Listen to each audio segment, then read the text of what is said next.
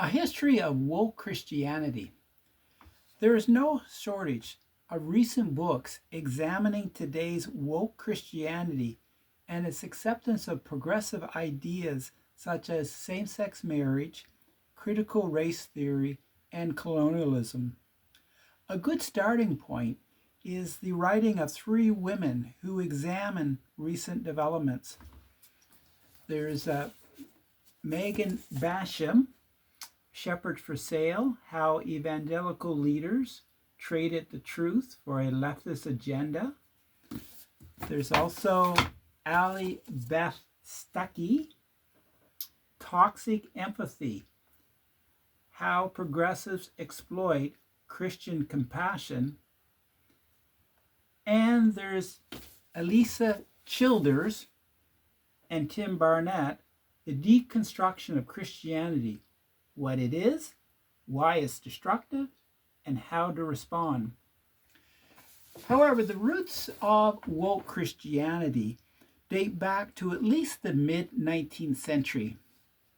Around the mid-19th century, liberals began to abandon theories of biblical infallibility, question traditional assumptions about biblical authorship, and describe the Bible as the product of a prolonged historical process. Carried by a modernist wave that began with German scholarship and augmented by Darwinism and the social gospel, most seminary educators in North America sought to advance theological scholarship, much of which challenged traditional biblical interpretations. By the early 20th century, the public influence of clergy decreased.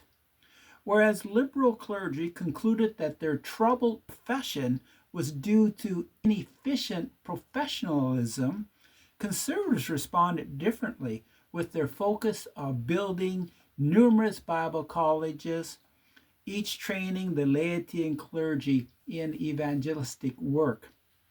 Tensions were palpable between the ideal of a professional ministry and the ethos that Christianity, to be real and authentic, had to come from a heart that was unencumbered by worldly concerns.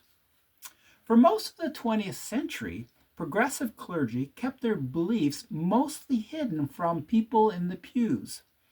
But after 1970, they were more forthcoming, and consequently, their churches began to lose members, money, and missionaries.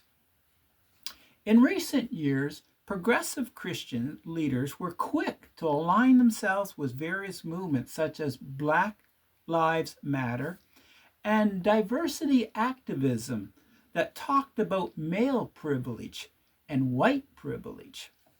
These leaders desired both the symbols and the trappings of this brave new world of progressive enlightenment. While progressive Christians sought cultural relevancy on issues such as same-sex marriage, George Floyd, DEI, colonialism, and land acknowledgement statements, the membership of their churches continued to fall. For example, today in Canada, many of the United Church, Anglican Church, and Presbyterian churches are dying. Progressive Christian leaders wanting relevance persist in flirting with woke Christianity. However, Charlie Kirks of the world recognize that young people are wary of virtual signaling. People, especially young people, want Jesus, the Bible, and revival.